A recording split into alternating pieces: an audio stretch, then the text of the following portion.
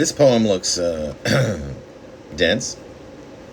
Sunday, February the 12th, 2023, number 3865. It was called Stress. I posted that day to the Anachronisms blog. It starts with a quote, "I have a canoe that gives me therapy my insurance won't cover." Again, that's Chen Chen. Some of my most stress-ridden moments have occurred during therapy. One thing about being homeless in California is the amazing medical insurance.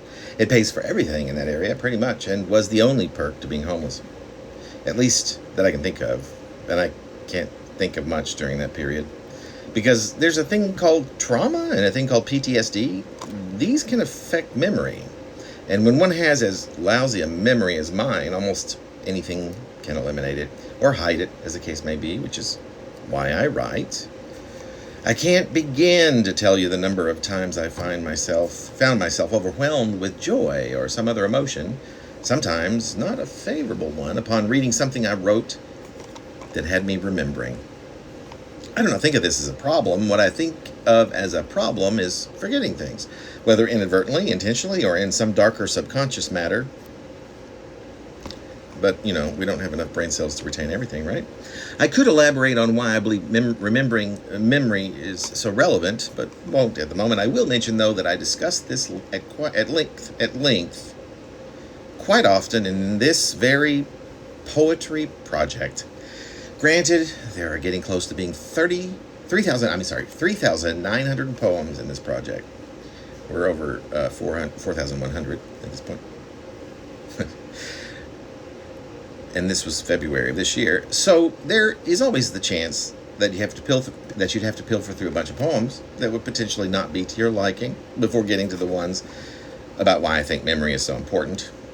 That is, if you even wanted to do that. I don't expect many. Well, you're listening right now, so maybe you might, but you're very rare. But what if the more you read them, the more you enjoyed them? Not likely, but still. Why would you want to know why I find memory so important anyway? I have had a few stressful extended moments whilst canoeing as well. Please notice that I have not discounted the potential positive benefits one might get from canoeing or therapy. That last sentence sounded like a disclaimer, and indeed was one. Did that come about because I've been thinking a lot about lawsuits? I wonder why I might be thinking a lot about lawsuits lately. I'm just kidding. Almost joking. I know why I've been thinking a lot about lawsuits lately. In an effort at some engagement of late, I've been asking direct questions to any potential readers. Should there be any? Although I realize it's a poetry device that is used on occasion without the author or anyone else involved, fictional or real, expecting to get a response. Nevertheless, I'll note here that it's not that I expect a response, because I don't. It's just that I would like to have a few responses to my direct questions to the folks who may be reading these poems, should there ever be a soul or two reading them.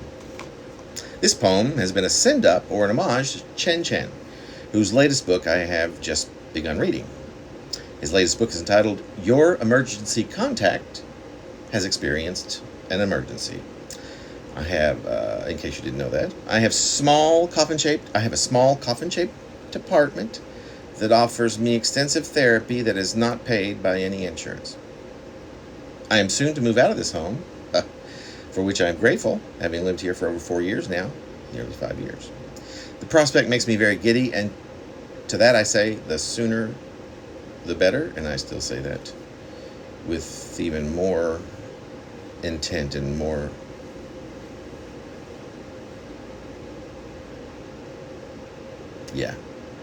aggression. True or false? Therapy is a digging oneself out of situations that we either brought upon ourselves or the circumstances arose unexpectedly in such ways that the fault or faults cannot be attributed to us, or else they exist due to some combination of both. Thanks for listening.